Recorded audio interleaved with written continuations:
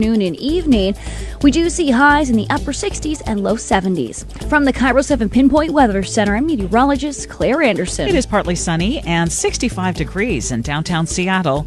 I'm Ursula Royteen. Listen on demand. Go to mynorthwest.com and click podcasts. KIRO Radio 97.3 FM. News and talk. Powered by the Pacific Northwest. The Big Lead is brought to you by 3010 Weight Loss for Life. The Dori Monson Show on KIRO Radio. This is The Big Lead. Coming to you from the Carter Subaru studio, and we are streaming The Big Lead on Facebook Live. Welcome. Welcome to The Big Show. I'm energized. Rode my bike into work today. 3 days a week I'm doing. Good job. Doing 3 days a week now. Excited. Oh my gosh, you were so sweaty. Yeah. Dripping. Literally dripping. Yeah, when I took my bike helmet off, a stream of water poured out of it. But doesn't that feel good? It's the best. Yes. But you could do it outside. Eh.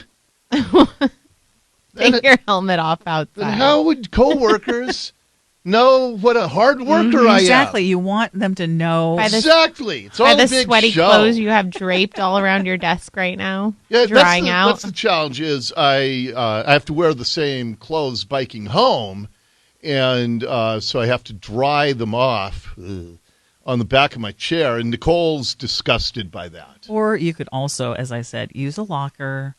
Bring it, Bring Ooh, an that extra, locker would smell. I guess in the bike room, though, they have I didn't know some that. racks. Yes. that I'll you go can use. hang them up at the bottom of the hour. I don't know Go if hang anyone 'em up. cares about this but us. I know.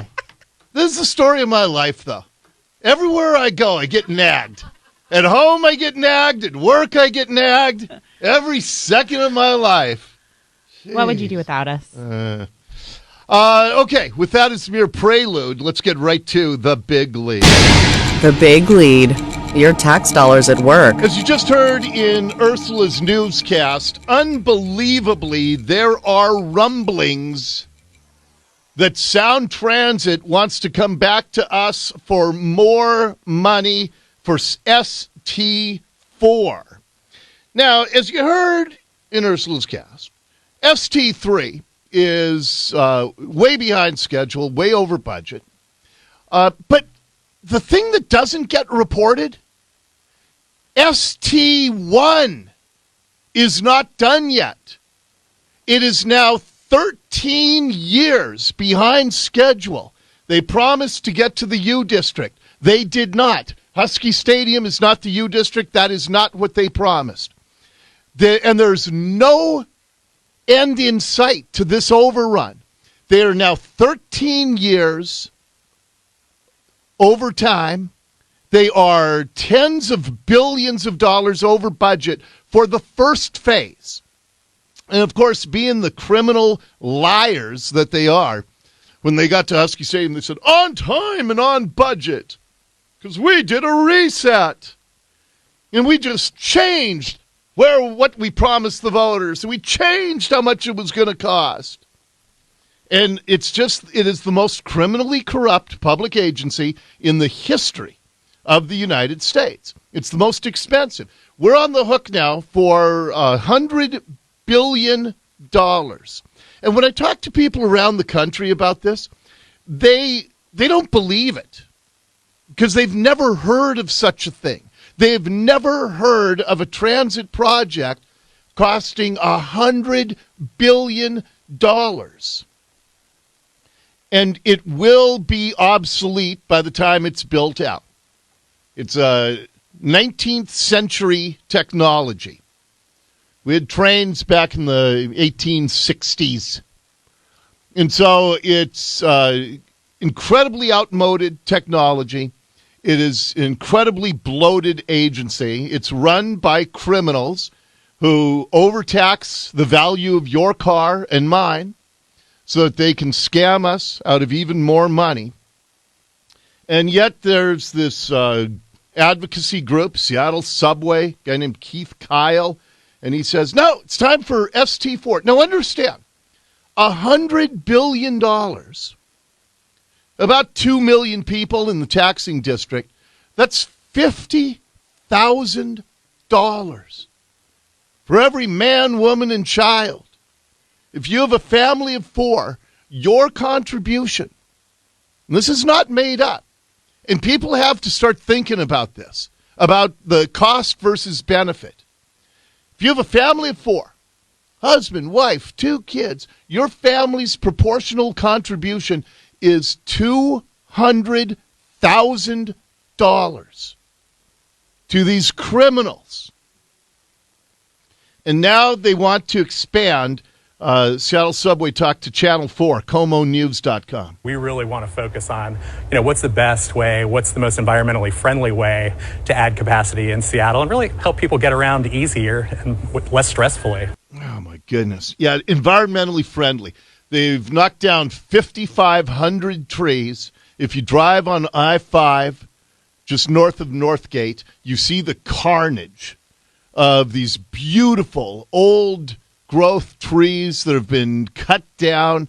They are going to replace it with this concrete monstrosity. And to say that's environmental, it's not. It's just a way that the crooks could get as much money as possible. And by the way, you can, like I've done. I'm commuting by bike 3 days a week. It's not like there aren't other options. And I live, it's a pretty good hike.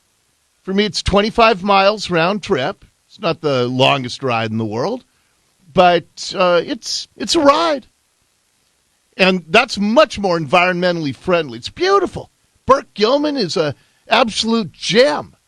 You ride alongside Lake Washington. You're riding through the trees that hug both sides of the trails. It's gorgeous. But instead, SoundTrans, they're blowing down as many trees as possible to put up a big monstrosity. We want to get this funding source updated sooner so there's more time with a solid basis to plan and make sure that Seattle's able to vote to expand in 2024. Yeah, so they want just Seattle people. Like, you're not taxed enough to pick up the tab for all of these subway lines within the city now. So that's really up to the people of Seattle. Where do you want it to go, and how big do you want the next plan to be? I'll tell you where I want it to go. He told all that to Channel 4, and KIRO 7 also talked to residents about this. There's no way the city is going to survive expanding at this rate if you don't have more transit. I'm just concerned about putting more money into it if it's not really doing anything to help with the traffic flow, because we know what Seattle's like. It's a mess. It's not doing anything to improve traffic flow. They admit that. Their own environmental impact statement. It does nothing to improve traffic flow. And but hey, I don't live in Seattle. If you are going to put it to just Seattle people, and if Seattle people want to raise their taxes for something that will never be usable in their lifetime, I guess you can go right ahead. We don't think the region is going to be ready for another big ST3 level vote for probably a long while. So they're going to just scam the people of Seattle, who are already taxed to the hilt, but they want more. And it's a criminal agency, I'm telling you. And the scam continues with Sound Transit. Up next in the Big Lead. The Big Lead. Bizarro world. It is bizarre, man. We need more cops on the streets. There's crime everywhere. There's open drug dens. We've got our homeless encampments are being compared to some of the worst third world slums in India and Africa. And we need more cops on the streets. But Seattle being Seattle, they're thinking about adding 12 more cops, but they will be unarmed. This is part of that, and I've been telling you for a long time, this is part of that socialist, Marxist, we hate the police, we hate police departments, and we're going to take guns away from our cops, and this is just unbelievable. Why would you hire unarmed cops? So if they see a violent situation, they're not going to be able to intervene. Our friends, our news partners, KIRO 7 TV, they reported on this. City leaders want to bring back the Community Service Officers program. This previously ran for about 33 years here in Seattle.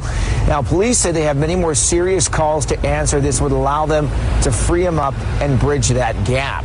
Now, a city council committee will hear that plan as presented by Seattle Police at 9:30 this morning. The CSO program wants to hire a dozen unarmed and non-commissioned officers to help with homelessness, dispute mediation, and other low-priority calls. Okay. So why can't you hire regular cops? You're going to work with homelessness. What if they come across a homeless guy with a gun who's robbing his fellow homeless people? What if you come across a domestic violence knife attack situation and we're going to put unarmed officers out there? Why in the world wouldn't you just hire 12 more cops, give them all the tools that cops should have and need, and listen to the cost of this for 12 unarmed cops? Now, they would not be able to enforce laws, but their patrol cars and their uniforms would also be distinct from... We don't want cops to enforce laws. Laws are burdensome. Laws are the man trying to keep us down. Normal commissioned officers. Now, this comes as SPD struggles to retain their officers who cite dealing with some issues as a deterrent. If we want to get the best people here, they have to feel like that they're going to be supported, that when they go out to do this dangerous job, that people will actually support them in doing so. Well, they said that it would be about $1.3 million to hire 12 unarmed cops who cannot enforce laws. I don't think they're paying them $100,000 each. So how much of that is getting swallowed up in bureaucracy by the city of Seattle? But at a time when crime is as bad as it is, and you have violence in these homeless encampments, and you're going to have new cops working with the homeless, but they're going to be unarmed and not allowed to enforce laws. That's one of the stupidest things I've ever heard of. But that's the level of idiocy, the idiocracy that is our region right now. Next up in the big league. The Big Lead Update. We've talked a lot about how the sanctuary state law is directly connected now to the assault of a rape victim. And I will say, we talked to Brandy Cruz yesterday because she got this bizarre response from the spokesperson for the King County judge. And the judge, everybody said, why don't you name the judge? I'm happy to. Judge Nicole Gaines Phelps is the one who put this illegal rapist back on the streets with no supervision, and he then attacked his rape victim, allegedly. He hasn't been prosecuted for that attack yet. And then he fled to Mexico, and he's posting pictures of himself from Mexico on his Facebook page now. So the way this went down, we've heard the court audio where the judge says, I'm not allowed to ask you your immigration status. There is no law that doesn't allow her to ask immigration status. The sanctuary state law is unconstitutional, and if the judge wanted to uphold her oath to the U.S. Constitution, she could ask the immigration status of a rapist. But instead, she goes, well, I want you to go back to Mexico, but we won't supervise you, and just let us know when you get there. And then turned him loose, and he allegedly went back to his rape victim and violently assaulted this wheelchair-bound woman. It's unimaginable. And so we've been trying to get to the bottom of this because I don't know what law Judge Nicole Gaines was citing. I had Brandy Cruz on the show yesterday, and she contacted the King County Court spokesperson and said, are you going to extradite this guy from Mexico for the assault he committed on his rape victim? And they said, oh, no, we probably won't do that. And then a winky face emoji. Like it's some kind of game, some kind of big joke for the judge who turned a rapist who's an illegal loose, and it's now a joking game. Winky face. Are you going to extradite him for the assault? Winky face, probably not. I mean, it's just reprehensible. And I'll give them credit. My friends at Q13 News, I texted David Rose during their newscast last night because they are on this. Dow Constantine loves sanctuary laws. The King County exec. He loves two things. He loves having deputies take him out drinking, and he loves sanctuary laws. So they asked Dow Constantine, what do you think about a King County judge letting this rapist illegal go, and then he commits another assault allegedly? So on to the King County executive, Dow Constantine. Someone who has been a fierce advocate for sanctuary policies. Surely he'd be willing to defend those policies. Not so much. Not so much. His director of communications communicated to me, we don't comment on specific criminal cases because they involve decisions by separately elected officials. Well, isn't that convenient? I told you this was going to be long. And truth be told, there are so many more emails I could have shared. Whether you agree with sanctuary laws or not, there is a problem here. It is a problem when the people we elect and those whose salaries we pay are unwilling or unable to defend or explain the decisions they make and how they impact the people they serve. Yeah, so Dow Constantine supports a law that allows an illegal rapist to attack his rape victim. And then he won't comment on it. And Hannah Kim, reporter for Q13, she tried to get hold of the judge again and the governor. And what did they tell her? Well, this morning we went to a press conference where Dow Constantine was present, and we asked that same communications director for an interview with Constantine regarding Ramirez's case. He declined my request. He did follow up this afternoon with an email to reiterate that the executive cannot speak for actions of other elected officials. Bunch of crap. As absolute nonsense. But Dow Constantine's a coward. He did, however, finally clarify that there is no county ordinance that restricts judges from asking any questions. Also, we just heard back from the governor's office, another elected leader we have been in contact with about this since last week. Listen to their answer. It says, we reviewed the case and the new law does not impact the ability of this judge or any local judge to communicate with ICE or ask about immigration status. Really? The judge said, I can't ask his immigration status. And that's why she's turning an illegal rapist free to walk the streets to attack again. Huh. But the governor says the law doesn't prevent her from that. Many individuals who are prosecuted for violent crimes are sent to facilities run by the Washington State Department of Corrections. DOC has authority to share immigration status. So if it wasn't sanctuary laws that barred her from asking, then what law was Judge Nicole Phelps talking about? We reached out to her spokesperson again, and this is what she said about an hour and a half ago. Since illegally entering the United States is a crime, defendants have the right to remain silent when asked if they entered the U.S. illegally. In that statement... This is unbelievable. That's not an answer to the question, why didn't you ask him his status? So, yeah, again, I have to ask, do they wrestle with guilt? Does Judge Nicole Phelps, does she stay awake at night realizing that she turned a rapist free to attack again? Does Dow Constantine, we know how Dow deals with it. He drowns his guilt with booze. But Jay Inslee, I'd love to see if somebody asked him about that at the Democrat debate tonight.